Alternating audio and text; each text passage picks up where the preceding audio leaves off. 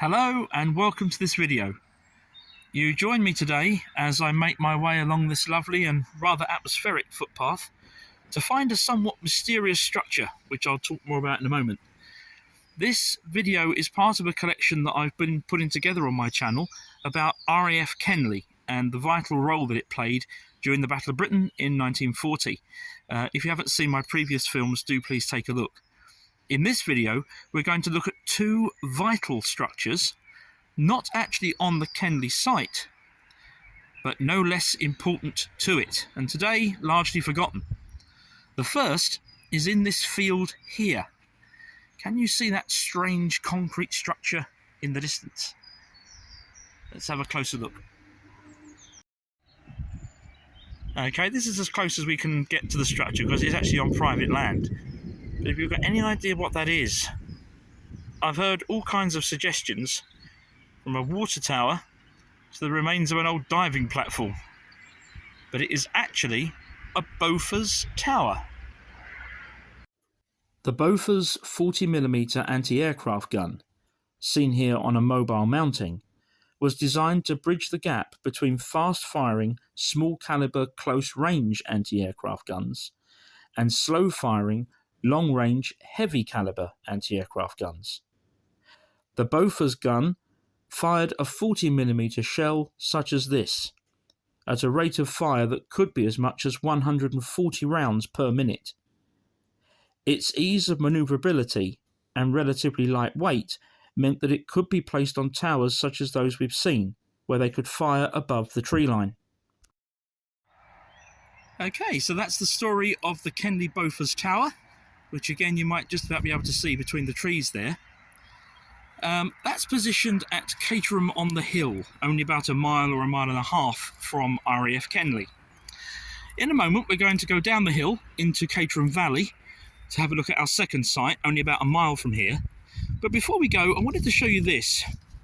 Now, in the middle of fields in this area, you'll sometimes come across odd-looking brickwork and concrete structures like this one.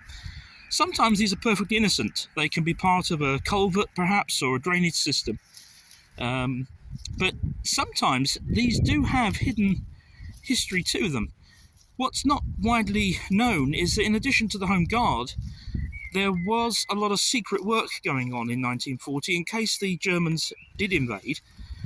There were even special units trained to carry out guerrilla warfare behind enemy lines if the Germans landed. So a lot of mysterious structures were built to make secret stores of things like arms and ammunition, for example. I've no idea what this is. It may be innocent, it may date from World War II, but it's a lovely example of some of the mysterious things that you do find in this area. Okay, so we've come about a mile and a half from the Bofors Tower. This is Caterham Valley, and this is the square in the town centre. And what I want to show you is in this unassuming little parade of shops just here. As you can see, this parade of shops has a mixture of different architectural styles being built at different times. Among the oldest in this parade are those shops on the left-hand side there. One of the more modern is this one, but if you look just above the shop sign, you'll see a blue plaque with an important story to tell. So we'll go and take a closer look at that. There we are. The plaque was put here by a local history group in 1990 on the 50th anniversary of the Battle of Britain. Let's see what it says.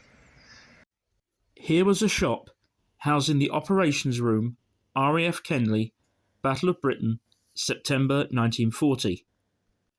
Kenley suffered a massive air raid on the 18th of August that year, its famous hardest day. Although the operations room itself survived, the lines of communication were severely damaged. The operations room, seen here in a contemporary photograph, continued to operate until the end of August. The RAF had already taken over a disused butcher's shop in Caterham Valley to train operations personnel, so the decision was taken to move the ops from there. Despite the cramped conditions, R.A.F Kenley's operations were run from this little shop in Caterham Valley for the last 2 crucial months of the Battle of Britain, September and October 1940, before being moved elsewhere. The shop we see today stands on that site.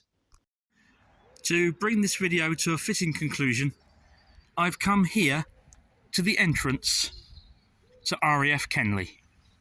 And some years ago, this entrance road was named, quite appropriately, Victor Beamish Avenue. And if we have a look at the road sign on the other side, we can see why. Victor Beamish Avenue. Group Captain Francis Victor Beamish, DSO and Bar, DFC, AFC, Kenley Wing Commander. Killed in action 28th of March 1942, aged 38, one of the few.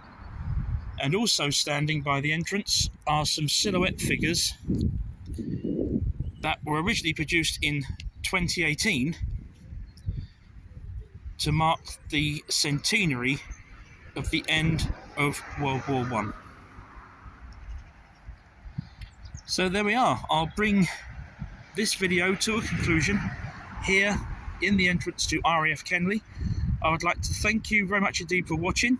Please feel free to leave a comment, and if you haven't done so already, do please consider subscribing to the channel, and if you do so, please also ring the notification bell so that you're informed whenever I upload any new videos.